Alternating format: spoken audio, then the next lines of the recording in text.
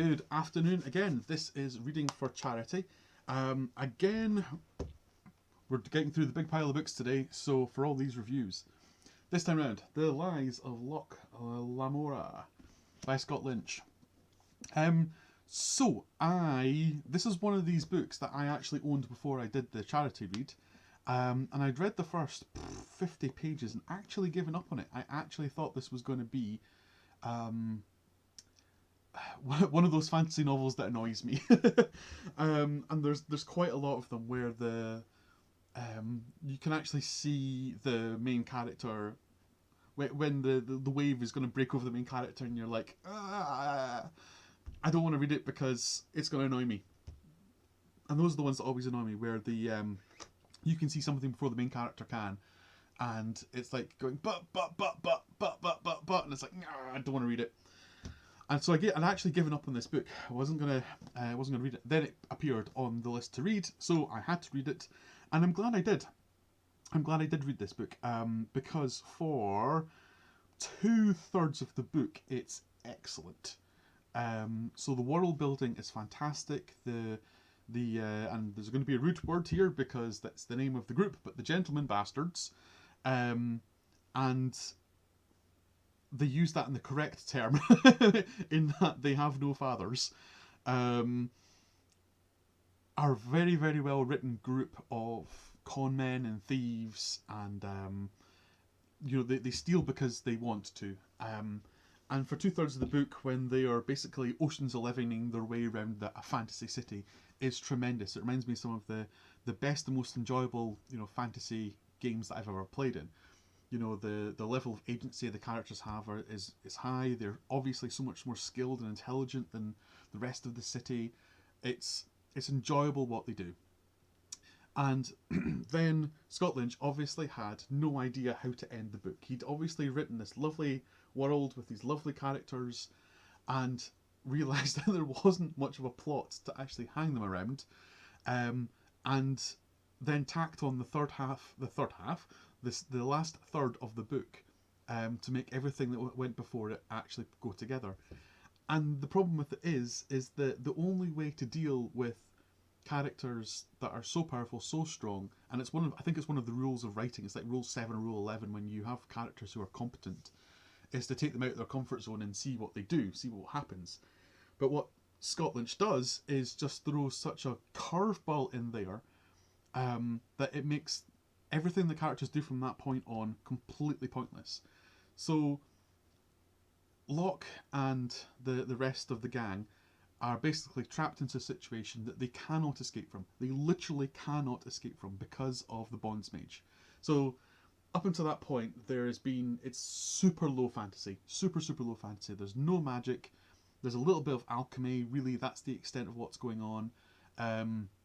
And the fantastical city that they live in, which is like the Elder Glass, is the kind of the extent of it. So there used to be fantastical creatures. Now they've gone, and now it's all just dirt and grime and alchemical fire. That's all that's left. And then in walks a mage who is just so far beyond everyone else in power in the entire city that it's utterly he makes everything else completely pointless that happens. So an elaborate trap gets set for Locke and the rest of the gang, and they have to go along with it because the mage tells them to. And the mage can basically make them dance like puppets. They can make them do things that they want to do or don't want to do. He can cause them great amounts of physical pain. He can appear anywhere. He can constantly watch them. And so, literally, Locke and the rest of the gang are utterly helpless in front of this Bonds Mage. And they never actually outsmart him. They don't outsmart him. They don't outwit him. They don't actually win themselves. They win because everyone else in the book becomes too stupid. Rephrase that. Becomes far stupider than they were earlier in the book in order to let Locke win. Locke doesn't deserve the win he gets in this book. The Bonds Mage is only beaten because he's too stupid just to kill the people and move on. He wants to torture them in bizarre ways, have them kill each other, really be sadistic and cruel and nasty. And it's the only, and he suddenly lets his guard down. And it's like, oh, it's so annoying.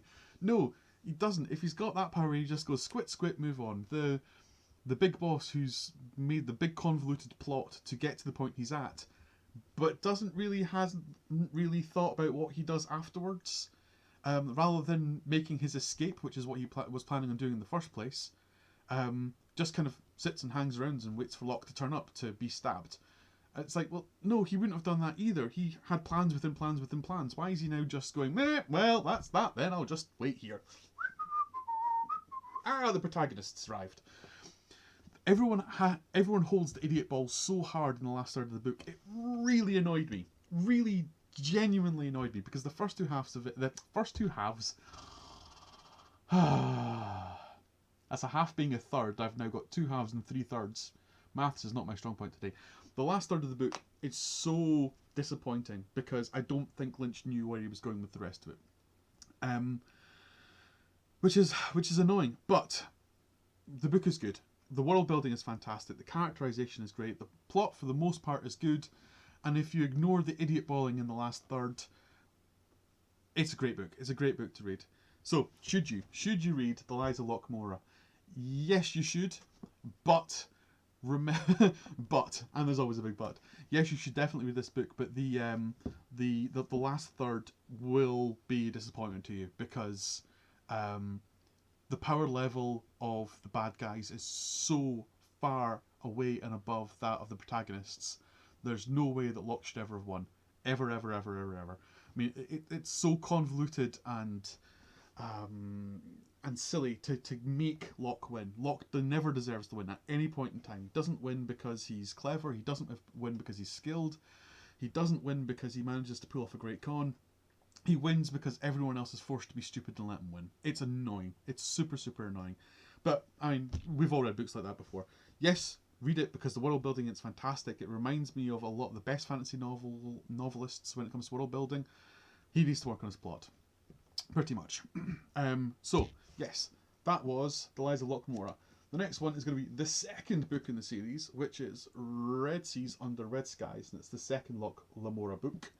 And we'll do that one next. Until then, thank you very much for watching. Thank you very much for listening, and good afternoon.